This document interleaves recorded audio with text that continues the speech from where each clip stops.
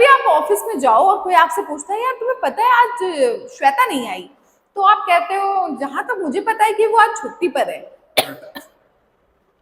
As far as I know जो phrase है उसमें हम किसी चीज का अंदाजा लगाते हैं कि जहां तक मेरी नॉलेज है, यानी कि जहां तक मुझे पता है, to the best of my knowledge भी बोला जाता है इसको, मुझे पता है।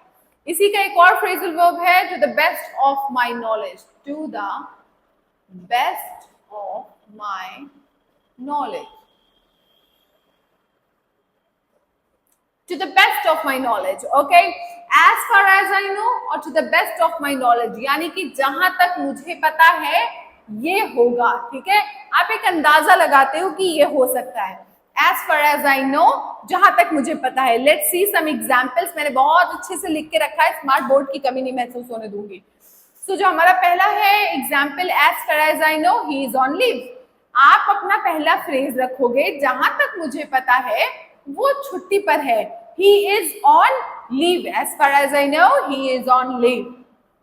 Next is as far as I know जहां तक मुझे पता है the shop opens at 8 AM, किसी ने आपसे पूछा क्या तुम्हें पता है कि वो शॉप कितने बजे तक खुलती है, तो कभी आप उस शॉप पर गए हो, कभी आपने खाना खाया हो या कभी आपने कुछ खरीदा हो, तो आपको लगेगा थोड़ा बहुत अंदाजा कि शायद 8 बजे तक की वो खुल जाती है।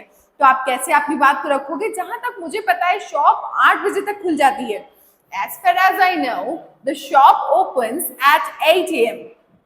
As far as I know the shop opens at 8 AM. The last one is as far as I know he is very honest. अब कोई बैठ के आपसे किसी के बारे में कह रहा हो यार वो आदमी इतना चंट है ना, उसने मेरे पैसे लिए और वापस नहीं किए।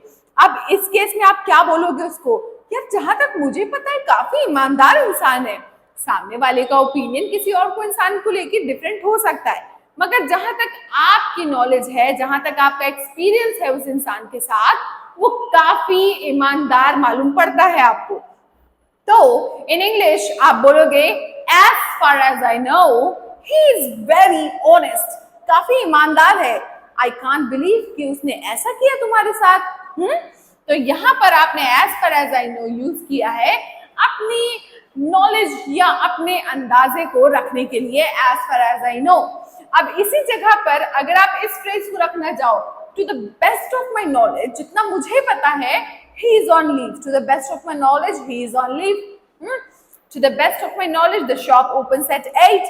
so इससे कोई मतलब बहुत ज्यादा नहीं पड़ेगा, थोड़ा इनफॉर्मल है ये, थोड़ा फॉर्मल में ज्यादा मुझे लगता है अच्छा लगेगा, to the best of my knowledge. So guys आज की वीडियो में आपने सीखे हैं 5 एडवांस फ्रेजेस जो आपको प्रोफेशनल और एडवांस स्पीकर बनाते हैं in English. I hope you really like the video. अगर आप इन फ्रेजेस की प्रैक्टिस करोगे कमेंट सेक्शन में तो आपके लिए काफी अच्छा रहेगा, आपको याद रहेंगे। और इन सारे एक्सप्लेनेशन को देखने के बाद भी जरा सा भी डाउट रह गया हो तो मुझे कमेंट सेक्शन में बताइए। But to the best of my knowledge, I have explained you every single bit of these phrases.